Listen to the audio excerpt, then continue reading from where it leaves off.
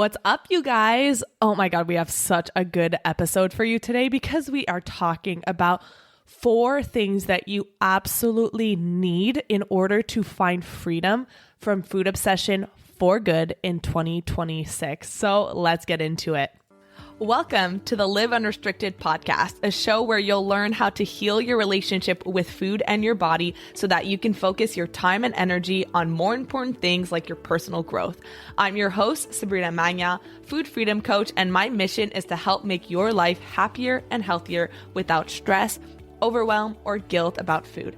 If you love the show, please do go out and share it. And if you're looking for support with your relationship with food, details about my programs are in the show notes. Thanks for spending time with me today. Now let's jump in. All right. So first of all, thank you so much for joining me again today and pressing play. If you are here and you are listening to this podcast, I'm so grateful for you. And that tells me that you're someone who wants to experience something different in your relationship with food this year. You want to finally put a stop to this never-ending cycle of feeling like you're living on these extremes. You're either on the wagon and really quote-unquote good and respecting the rules, or you're completely off the rails and eating everything in sight. And it feels like your entire life is just living in fear of gaining the weight back, living in fear of losing control, living in fear of falling off the wagon, or what if I eat this? And there's just so much anxiety that can get wrapped up into our relationship with food, and it robs us from our ability to live our lives fully. So really, this episode is for you. If you look back on maybe the past few years, even decades, and you feel like you've done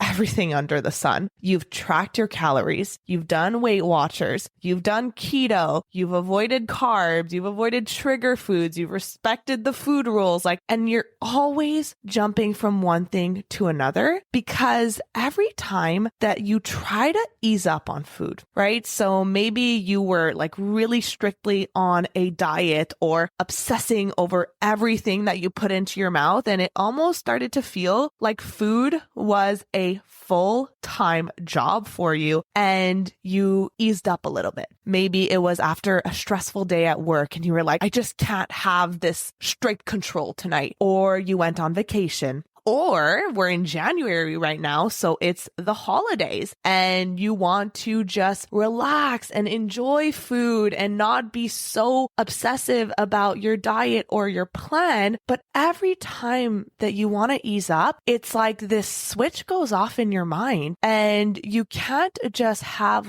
a few things here and there and then stop eating. You don't really know the word balance or moderation. It's like this switch goes off in your mind and then it's all in, right? You're going to eat everything in sight. You don't trust yourself. You can't control yourself. And so it's really like this pendulum, and you pull this pendulum back to one side, and that's the restriction, the food rules, the dieting. And then when you decide to let go, you don't just politely, slowly, demurely, you don't just fall back to the middle. You swing all the way to the other side. And so maybe you've started to think that there's something wrong with you, like you need to diet and obsess and restrict in order to eat quote unquote healthy, in order to maintain your weight or whatever that might be for you. You've developed this belief that you can't just eat without the rules and without this obsession around food. So if you're at this point in your life, I just want to start off by saying that I get it. That is exactly how I used to feel. I was always living in these two extremes that in my mind, the thought of not dieting or not restricting went hand in hand with quote unquote letting myself go, or gaining the weight back, or feeling out of control, and then feeling even worse, feeling worse physically, feeling uncomfortable, feeling bad in my body, feeling worse mentally because you're just binge eating all the time and you feel like crap, right? So I get it that when you start learning about intuitive eating or food freedom or having a healthy relationship with food, there can be a lot of fear, and there can be a lot of misconceptions around what that means because all you've ever known is like those two extremes. So the reason why we're having a conversation around this is, well, there's a few reasons. Number one, we're beginning of January, and this is the time where you're going to be exposed to so many diet apps, so many diet ads. Diet culture is so loud right now because it loves to take advantage of the fact that they know that the holidays are really tough for people. They take advantage of the fact that January has this like new year, new me energy. You want to get quote unquote back on track. And they just try to pull you back into this system that doesn't work, that isn't sustainable, that is only going to throw you back into this cycle of restricting, obsessing, feeling like you're missing out on life until eventually you can't do it anymore. You fall off the wagon, you binge, you feel like crap, you blame yourself, you feel guilty and ashamed. And then instead of recognizing that, hey, maybe it's the dieting, the restricting, the surface level solutions that don't work, it's not me the problem. Well, we end up blaming ourselves instead. And we think, okay, maybe it wasn't the right diet, or maybe I just wasn't disciplined enough. I need to be more motivated,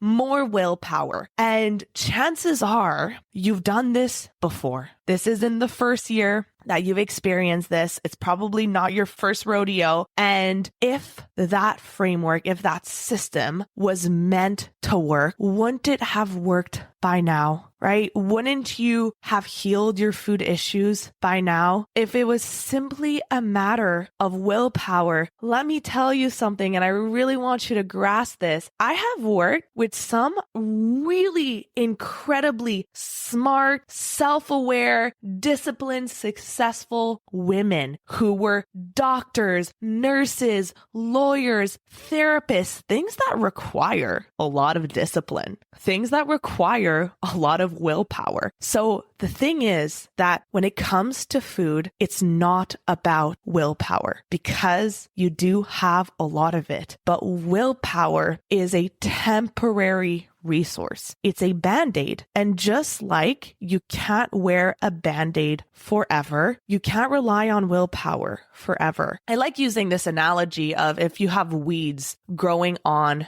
your lawn and you want to get rid of them. Well, you have two options. Number one, which is the easier and quicker option, is to go over it with a lawnmower. But as you know, the roots are still going to be there. So you're going to have to go over it again in a week because they're going to grow back. And then if you keep just going on your lawnmower, you're going to have to do it every week. And it's just going to keep growing back until you decide to say, you know what, this might take a little bit more effort. It might take a bit more time, but I'm going to rip out the roots and I'm going to do it once and I'm going to do it well so that I don't have to keep doing this every single week. And that's really the same thing that happens in your relationship with food. Every time that you do like the diet or the surface level band-aid solution, it creates this like temporary sense of control. And then once you can't do it anymore, because most of the time it's not sustainable, it's not enjoyable, you feel like crap, you might feel hungry all the time, you might be thinking about food all the time. Well, eventually all of that deprivation that you've been building up and all of those thoughts about food that have been consuming you, they create so much pressure, so much tension around food that it completely opens the floodgates and it's like, okay, gotta eat as much as I can now because who knows when's the next time that I'm going to be able to have these foods. So really my intention and my hope is that I can give you some really important things to keep in mind and to understand about what it really takes to break free from food obsession, what it really takes to be able to trust yourself around food and to make food a non-issue. For food to be something that you think about maybe 5% of the day when it's actually time to eat, and you eat, you move on, and you're able to leave food on your plate, and you're able to crave the salads and the stir fries or the Buddha bowls or whatever that might be that you see as like those nourishing foods that give your body nutrients, while also being able to eat the desserts and the cake without feeling like you're going to lose control. I think of just last night, I was at a friend's get together and it was a potluck and we had a whole bunch of different foods. There was a huge turkey and stuffing and egg roll and pasta salad, like all of these fixings. And I made myself one plate, and it was actually a decently small plate because I didn't know how hungry I was going to be. And I also wanted to try a little bit of everything before I would go back for seconds to decide like what I really wanted to eat more of. So I made my first plate, I eat it all. And what I realized is,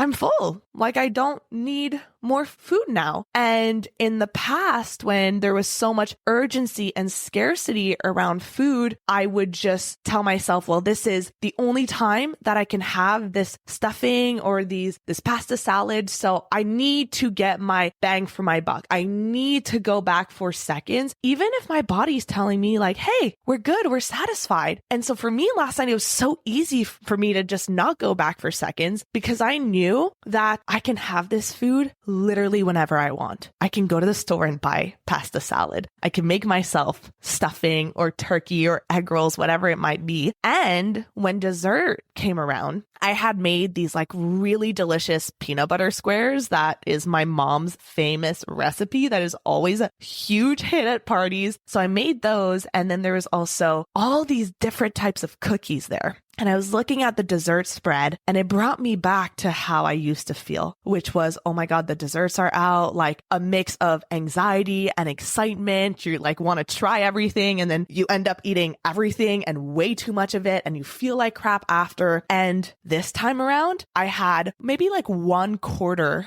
of a peanut butter square that I had made. And I had like 1/3 of a cookie that I really wanted to try. And that was it. I was good. And I just asked one of my friends, I said, hey, can I bring a cookie home? Because I really want to try it, but I'm too full tonight. And he was like, yeah, of course, bring one home. So now I have some cookies here to try at home. And I walked away feeling physically really great, mentally really happy because I was present. I was there to enjoy time with my friends, to have conversations, to make memories. And food was there. It was really enjoyable. It was actually one of the best meals I've had in a really long time, but it wasn't like the main event. It wasn't the central focus. And this is possible for you too. And so what I really want to talk about today is inspired by a conversation that I had with a woman who booked a call with me before the holidays. And she was really at this point in her life where she realized that she doesn't want to keep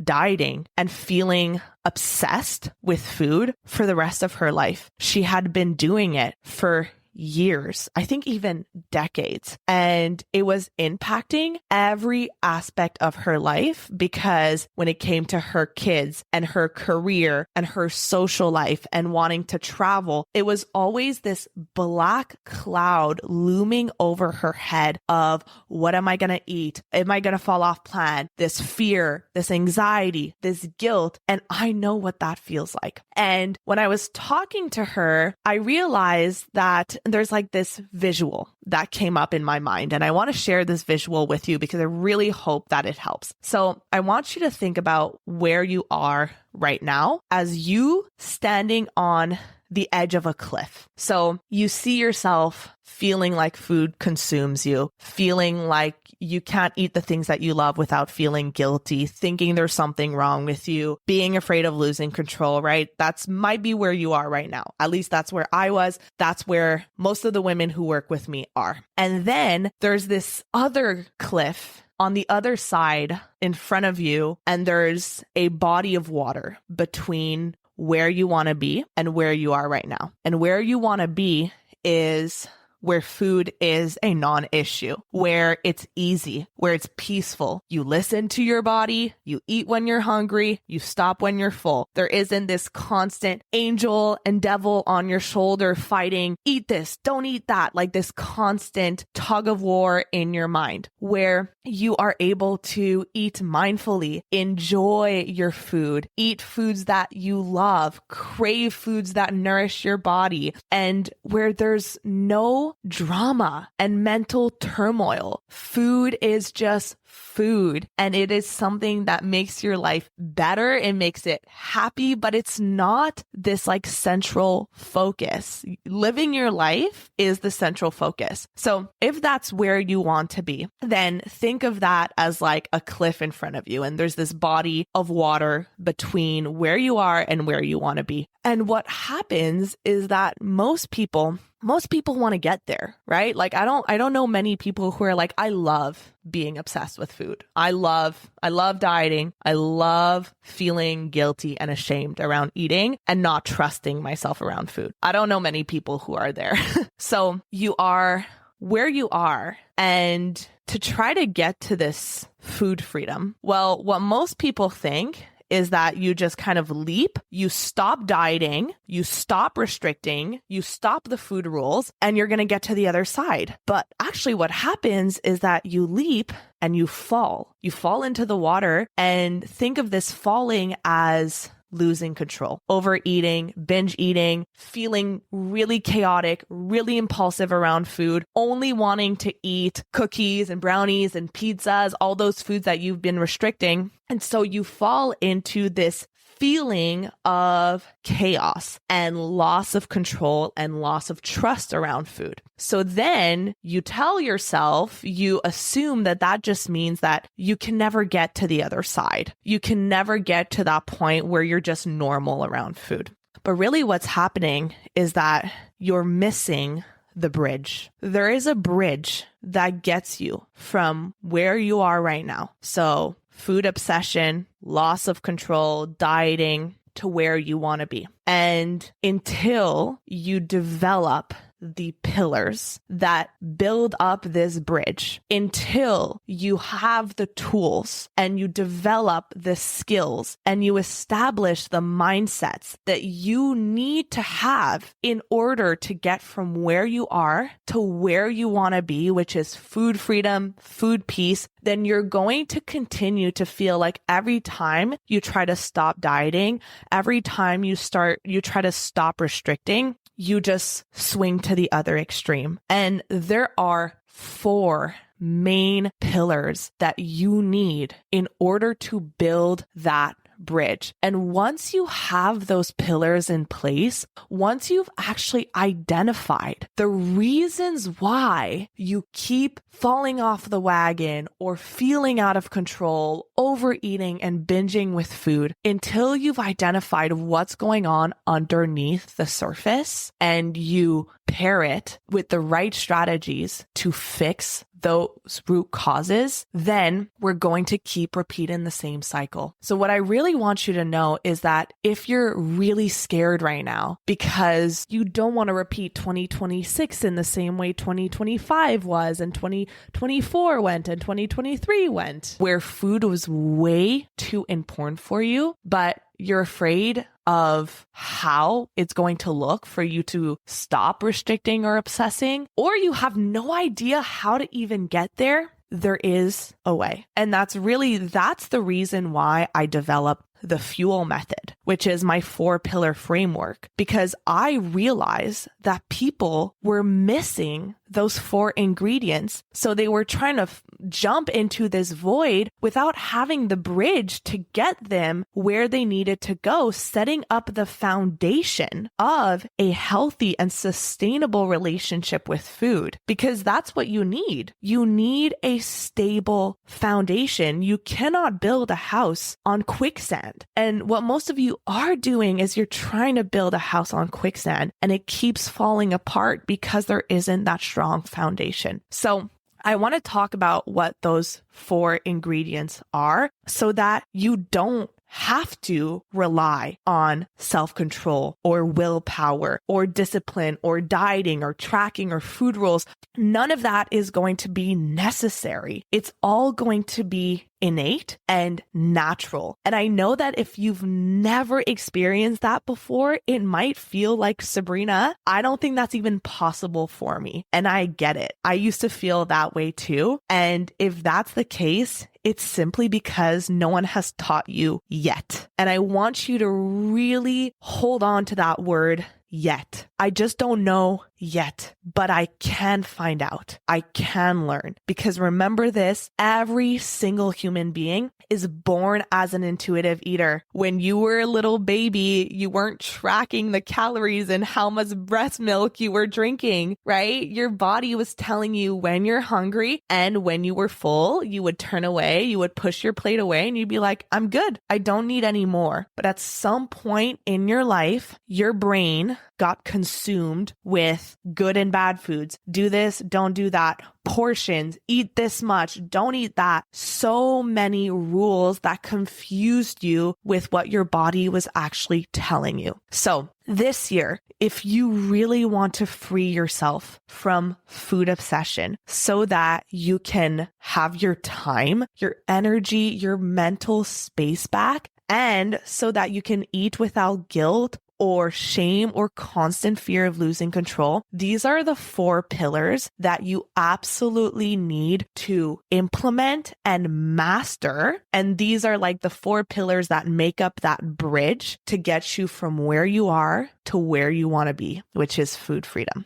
So those 4 pillars are, number 1, you need to master body connection. You need to learn how to listen and trust your body's signals. And I know that you've heard that before, right? Like people say all the time, just listen to your body. But the thing is that most people don't tell you how. There's a huge difference between knowledge and applied knowledge. And when you have applied knowledge, we don't just talk about what you need to do, but we talk about how you need to do it. So in Food Freedom Academy 2.0, I'm really going to take my clients, my members in there through the specific step-by-step of how do you become an expert on your body. And at first, it's going to be more high level. It's going to be about understanding your hunger cues, what they feel like when they come up, what they're trying to signal to you, respecting those cues. Same thing with your fullness cues. But then we're going to go even deeper into the nuances of different signals from your body. Like I am at a point where I know if my body is needing protein, if it's needing carbs, if it's needing sugar or vegetables. Like I have this really deep, intimate connection with my body and open communication, which makes it super easy for me to feed my body and know what it needs in that moment. So that's the first piece, is you really need to learn how to become an expert on your own body. You're going to continue to feel like you are a slave to rules and external means of control, like tracking or measuring or weighing your food. So that's really that first pillar that builds up that bridge. The second one is the ability to regulate your emotions, to cope and heal emotional wounds without turning to food. Because what most people learn over the years is I'm going to use food so that I don't have to feel what I'm feeling right now. The anxiety or the stress or the fear or the loneliness or boredom. So we develop this automatic ingrained pattern that whenever we feel this uncomfortable emotion, we turn to food. And most people never address why. They never address the underlying issues that are causing this pattern. And so those surface level solutions, they never heal it in the long run. And I always use this example of, imagine that you have a toilet that starts overflowing, and instead of fixing it, of addressing it right away, you're like, you know what? I don't want to look at it right now. So I'm just going to close the door and pretend that it's not there. Well, after a few hours, it's going to create so much more of a mess, right? Like it's going to actually create a disaster in your bathroom. And same goes for those things that we don't look at. those emotions, those past memories, whatever it might be that we aren't addressing, they build up over time. And then they start to impact you on a daily basis subconsciously. And so you just know that you're feeling anxious. You know that you're not feeling well emotionally, but you don't know why. All you know is that food at least makes you feel better temporarily. So you eat and you try to eat to fill the void, but because it's an emotional void, it never feels like it's enough. So then you end up overeating and then the emotions come back. And on top of that, you're feeling the additional guilt and shame from overeating. So the second pillar is to really learn what's going on when you're turning to food to eat emotionally and what you actually need to do to be able to regulate and heal your emotions so that you don't even feel the urge to turn to food. I used to be a huge emotional eater. Every night after 8 p.m., when the busyness has worn off and I'm in silence and I'm sitting with myself and those emotions start to come up, I would just turn to food and I would just eat until I went to bed so that I didn't have to feel anything. And I thought, I'm never going to be able to fix this. Like, I'm never going to be able to break this pattern. And now food is the last thing on my mind when I'm feeling any kind of strong emotions. I have built this entire toolbox of strategies that I turn to in order to actually regulate myself, to make me feel better, to address my emotional needs in a way that's going to be long-term and good for my mind, good for my body, instead of just numbing or distracting myself temporarily. So that's really that second pillar to build that bridge from where you are to where you want to be. And as we're talking about this, I hope that it's helping you start to have clarity about why things haven't been working for you and what's actually missing in order for you to get to that point where you're on the other side, where food is that non-issue. Because again, it is 100% possible for you. So the third pillar that's part of this bridge is learning how to have an unrestricted mind. When your mind is filled with negative, anxious thoughts around food, or this happens often if you have done multiple different diets over the years, what happens is that they all have their different set of rules. So one will say no carbs, one will say no eggs, one will say low calorie, low fat, high protein, like all of these different rules. And even if you don't do the diet anymore, the rules get like ingrained in your subconscious mind. So every thought is consumed with guilt and shame and confusion and overwhelm. And on top of that, there's a lot of negative thoughts towards yourself. I'm a failure. I'm never going to be able to fix this. I'm always going to struggle with food. What's the point? I've already ruined this. Might as well start again tomorrow, right? A lot of all or nothing thinkers that I work with. And all of those cognitive patterns can contribute to you losing control. Because if you feel like you've ruined your day, if you feel like you've done something wrong, if you feel like this is your only time that you can eat this food, or you're guilty for doing it, then you're going to eat as much as you can, as fast as you can. You might eat it in secret because you feel like you're doing something wrong. And then you tell yourself the infamous, I'll start again tomorrow. So we really need to do a whole rewiring of the way that you think about food, the way that you think about yourself, your body, exercise. And when you have a healthy mind around all of these different areas, then what you're going to notice is that the guilt-induced, shame-induced overeating, this like feeling of loss of control and lack of self-trust, it actually goes away. Like I was saying before, eating for me is not consumed with all of this drama or this mental turmoil. When I was having a cookie yesterday, I didn't think I was doing something wrong, which actually led me to be able to have a third of the cookie and then just bring a cookie home. So that's that third pillar. And then finally, the last pillar that builds up this bridge between where you are and where you want to be is lifestyle consistency. So we talked about all or nothing thinkers before, right? Thinking that you're either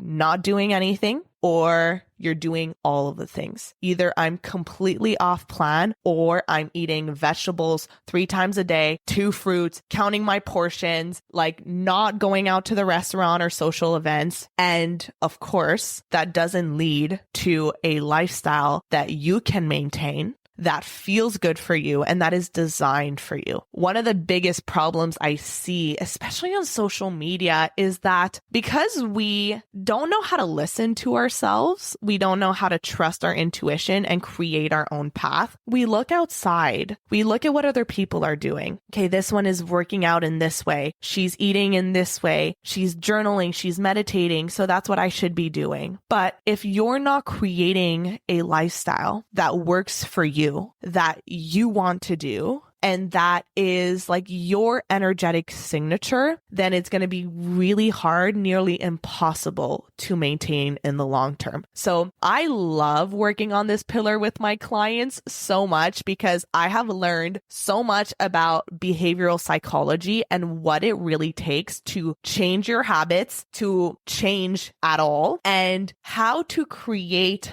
a lasting lifestyle that you can maintain that feels the best physically, mentally, and emotionally. So that's really that last piece, is asking yourself, do I know what it really takes to change my behaviors in the long term for it to stick permanently? Or do I have a very all or nothing mindset when it comes to this? Do I think, for example, during the holidays, do I think, okay, well, I can only get back on track on January 1st or on the Monday of when we come back from break? It really is this like on, off switch, instead of knowing how to progressively add small things to your life that in the long term are going to compound into these massive changes to your physical, mental, and emotional health. So for example, I have a lifestyle I love so much. There's a lot of joyful movement in it. There's a lot of habits that contribute to my mental health: journaling, meditating, going for walks, taking baths, talking to friends, talking to Luke, making time for my social life. Like, of course, when it comes to food, I've developed a way of eating that just feels really good for me. I get to nourish my body. I eat in a way that feels good. And I also eat the foods that I love. But this didn't happen overnight. It really was this progressive addition of all of these small little things, which is why I'm now at a point where I don't have to think about it. It's not hard if let's say, go on vacation. It's not hard for me to come back and get right back into it because I love what I'm doing. It doesn't feel like a chore. I actually want to do it. And this comes back to the notion of self-love, right? Doing all of this because you know that you are worth it and that you deserve it. You deserve to feel good. Think of the people in your life who you love the most. You would do anything for them to smile and to feel good. But why aren't you doing that for yourself? So really, those are the 4 pillars that if you haven't mastered them, if you've never been taught how to truly become an expert on your own body and trust yourself, how to regulate your emotions and stop relying on food to numb them, how to unrestrict your mind and rewire your thought patterns, and how to have a consistent lifestyle that you love. If you've never learned those 4 pillars, then of course there is a lot of fear around letting go of obsession or of restricting and micromanaging everything, because think of it this way. It's as if you've never learned how to swim. So I think of my niece who she swims with a life jacket. She's actually doing swimming lessons now. So that's probably not a good example. I'll use my nephew who's younger. So he's never taken swimming lessons. So when he goes in the pool, he has a life jacket and we're all around him making sure that he's okay. Now imagine that we never taught him how to swim, took off his life jacket and threw him into the deep end. That is a horrifying thought to have, but he of course would drown, right? And that doesn't mean that he can never learn how to swim. It just means that He hasn't learned how to swim yet. So I want you to think about it in the same way. You have been dependent on this life jacket of dieting and restricting and food rules and external measures of quote unquote control. And really it's just a false sense of control. And then you try to jump into the deep end, but you never learned how to swim. You never learned the foundations of a healthy and sustainable relationship with food. So you drown and then you go back to the life jacket because you think, I cannot be in the pool without a life jacket. It's not possible, but it is. You just need to learn how to swim. And this is exactly what I'm going to be diving deep into in my live food freedom experience. This is going to be a live virtual workshop that I have finally solidified the date for. So it's going to be on Tuesday, January 20th. I'm going to offer 2 different time slots because I know that it's not always easy to come on live, but it's going to be such a energetic and just like magical experience. We're going to be able to get to spend some time together, and I'm really going to set you up with what you need to thrive in your relationship with food in 2026. I am putting a lot of love, a lot of care into this free workshop. So it's completely free. And whether you've spent some time with me on one of my free trainings before or not, this is just going to be such a good way to get yourself in the right energy, to create some momentum, and to feed off of other people's energy as well. So if you are ready to have a plan so that 2026 is the year that you stop binging, emotional eating, thinking about food 24/7, and you finally just experience ease, peace, self-trust around food, and you just feel normal, right? It's not this thing that you're constantly worried about or waiting for the next shoe to drop. It is just easy for you. Then you're going to want to register for this training as a early exclusive podcast registration. So this is not open to anyone else yet, but you can go to sabrinamagnan.com/2026-workshop. So that's sabrinamagnan.com/2026-workshop.